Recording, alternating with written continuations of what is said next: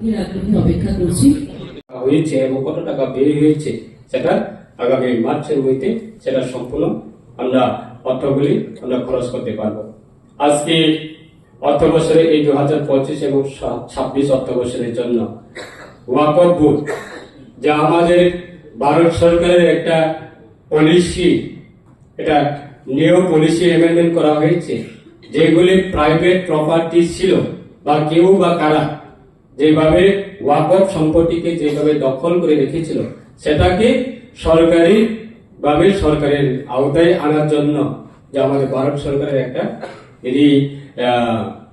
Policy সেটা amendment করা হয়েছিল, সেটাকে আমরা আমাদের রাজ্যে যে ওয়াকফ বোর্ড সেটা সম্পত্তিকে রক্ষণাবেক্ষণ এবং বিভিন্ন উন্নয়ন করার জন্য আমাদের বর্তমান অর্থ বছরে আমরা প্রায় 1,20,00,000 টাকা রাখা হয়েছে। গত বছরে ছিল সেটা প্রায় 66 লাখ মতো, এই বছরে আমরা ডাবল করা হয়েছে। তাই এই দপ্তরের মাধ্যমে আমি মাইনরিটি ওয়েলফেয়ার ডিপার্টমেন্টের এজ এ মিনিস্টার হিসাবে আজকে আপনাদের সকলের উপস্থিতিতে আমাদের রাজ্যের মাননীয় মুখ্যমন্ত্রী ওনাকে অসংখ্য ধন্যবাদ জানাই যে আমাদের প্রাইভেট যারা অকুপাই করে রেখেছিল যে ওয়াকফ বোর্ড ওয়াকফ প্রপার্টি, সেটাকে আমরা অ্যাজ পার আমাদের সেন্ট্রালের যে পলিসি বা গাইডলাইন অনুযায়ী সেটাকে আমরা সমস্ত অনলাইন সেটা রেজিস্টার করার প্রক্রিয়া সেটা দপ্তর করেছে এবং সবটা করা হয়েছে, সেটা না কিছু বাকি রয়েছে সেটাকেও। যে মাননীয় প্রধানমন্ত্রীজি যখন কথাগুলোর যে খুব গুরুত্ব সেটা কিন্তু আজকের দিনে আমরা ভারত যেভাবে আবার শ্রেষ্ঠ সভায় আসন নিচ্ছে সেটা শুধু কথায় কথায় নয়, সেটা একমাত্র সম্ভব হয়েছে যে সবকা সাথ সবকা বিকাশ, বিশ্বাস আর তার প্রয়াস। এটা অনেকে বুঝতে চায় না, অনেকে বোঝানোর জন্য যখন প্রচেষ্টা হয়, চেষ্টা করা হয়, কোথাও না কোথার থেকে দেখা যায় এর মধ্যে একটা বাধা দানেরও চেষ্টা থাকে। আমাদের স্ট্যান্ড ক্লিয়ার কীরকম, যে ভারতবর্ষে যারা আছে, ভারতবর্ষে যেই ব্যক্তি ভারতীয় তাদের ওয়েলফেয়ার আমাদের চিন্তা করতে হবে। যারা ভারতীয় না তাদের জন্য আমাদের চিন্তার বিষয় না। এবং এটা নিয়ে কিন্তু অনেক সময় দেখা যায় অনেকের মধ্যে একটা বিভ্রান্তের সৃষ্টি হয়। আমার মনে আছে এখানে বক্সনগরের যিনি মাননীয় বিধায়ক মহোদয় রয়েছেন, যখন বক্সনগরের ইলেকশনের সময় আমি সেখানে প্রায় 13 থেকে 14 বার আমি গেছি। আমি বিভিন্ন জায়গায় আমি ঢুকেছি, কথা বলেছি।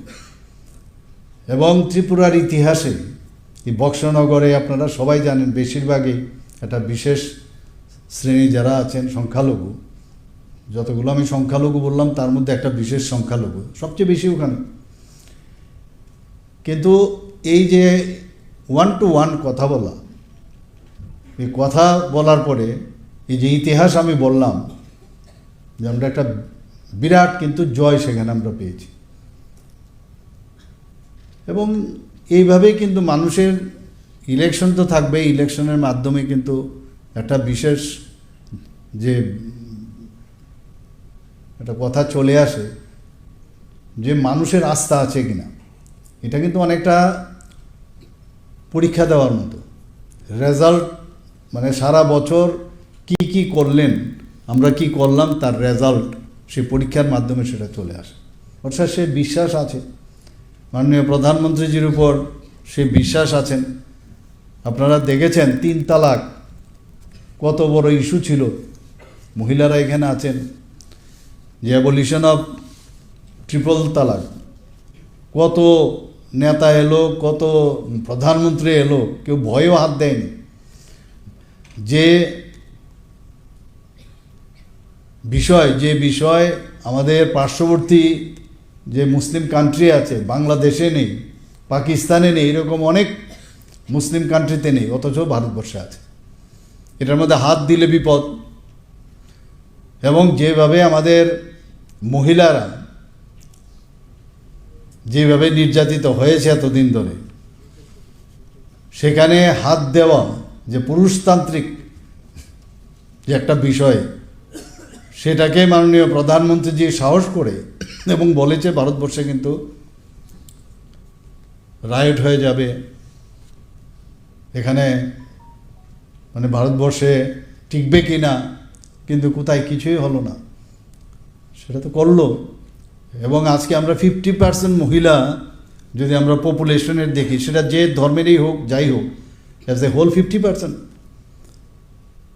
তারা কিন্তু আজকে তাদের রাইটসটা খুঁজে পেয়েছে।